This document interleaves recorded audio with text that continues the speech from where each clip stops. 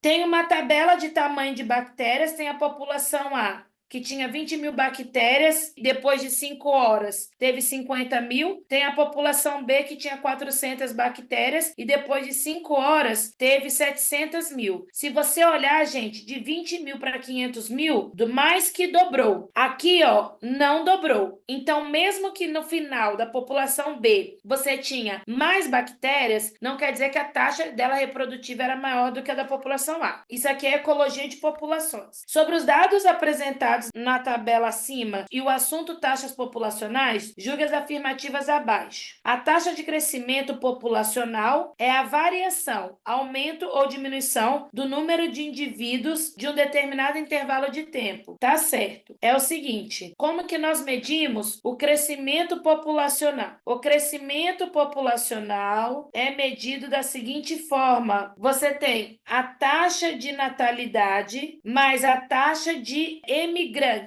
Vou colocar as siglas aqui. TN, taxa de natalidade. Então, quantos indivíduos nascem num determinado espaço de tempo? TE, taxa de emigrantes. Quantos indivíduos saem? TI, taxas de imigrantes. Quantos indivíduos chegam? E tem o TM, taxa de mortalidade, é quantos indivíduos morrem. Então, o que que acontece? Se a taxa de natalidade, ou seja, indivíduos que nascem, indivíduos que chegam, for maior, nascem mais e chegam mais, do que morre e vai embora, essa população está aumentando. Se a taxa de indivíduos que nascem mais a taxa de indivíduos que chegam é menor do que a taxa de indivíduos que morrem e indivíduos que vai embora, ou seja, morre mais gente e sai mais gente do que nasce e chega, a população ela diminui. E se a taxa de natalidade mais a taxa de imigração é igual à taxa de mortalidade mais a taxa de imigração, essa população ela está em equilíbrio. Então a gente fala que taxa de crescimento populacional, o aumento ou a diminuição é a quantidade de indivíduos. Sim, que está chegando, que está saindo, está morrendo, está nascendo. A população B apresentou o dobro da taxa de crescimento da população A? Não, você não olha números absolutos. Você olha o valor final. Por exemplo, 20, se tivesse dobrado, teria dado 40.000. Deu 50. Então, aqui aumentou mais do que 200 vezes. Na população B, nem dobrou. Não aumentou mais do que 2 vezes. E aqui está falando que a população B apresentou o dobro da taxa de crescimento quando comparado com a população A. Não é isso? Isso é falso. Ele apresentou menor ainda crescimento do que quando comparado com a população A. A taxa de crescimento da população A foi de 0,3. Deixa eu falar para vocês uma coisa. Quando vocês forem fazer essas